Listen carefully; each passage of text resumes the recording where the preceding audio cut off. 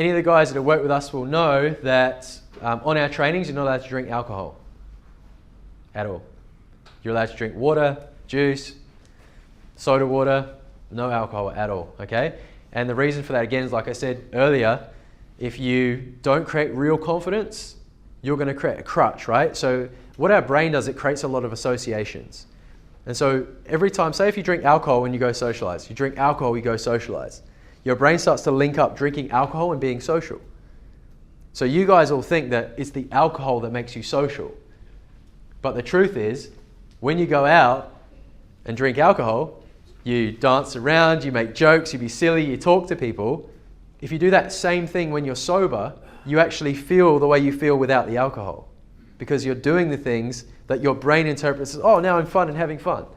There was actually a social science kind of documentary thing they were doing in New Zealand once, where they got a group of people in a room and they gave them drinks, measured amounts, and they said, right, check how they feel after their first drink, check how they feel after the next drink.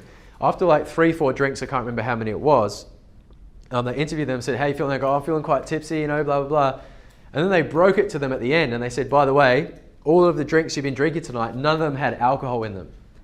And the people were like, oh, no, you're kidding. They were just drinks flavored as alcohol. Okay, but yet they still reported the same feelings and sensations and they were acting the same way they would as when they were drinking. Okay, placebo, right? So, by the way, you guys have all wasted thousands on alcohol. Now I told you that.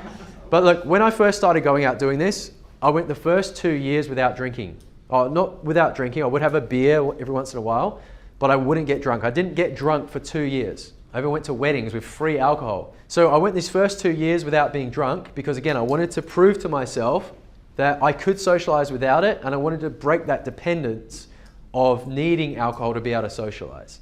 Now, what was interesting is I finally ended that 2-year drought of being drunk. Remember I showed you the photo of a girlfriend I had? So she'd never seen me drunk. And she's like, I want to see you drunk, I want to see you drunk. I was like, why? She's like, I don't know, I just want to see you drunk. I think she might have been worried that maybe I turned into some weirdo or a psycho.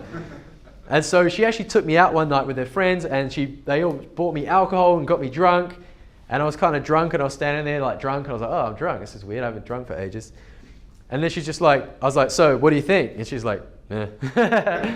And it's because, I was the same. Like, sure, I was a bit tipsy and maybe a bit more silly, but I was still able to socialize and I was still the same attractive, confident person I was without the alcohol.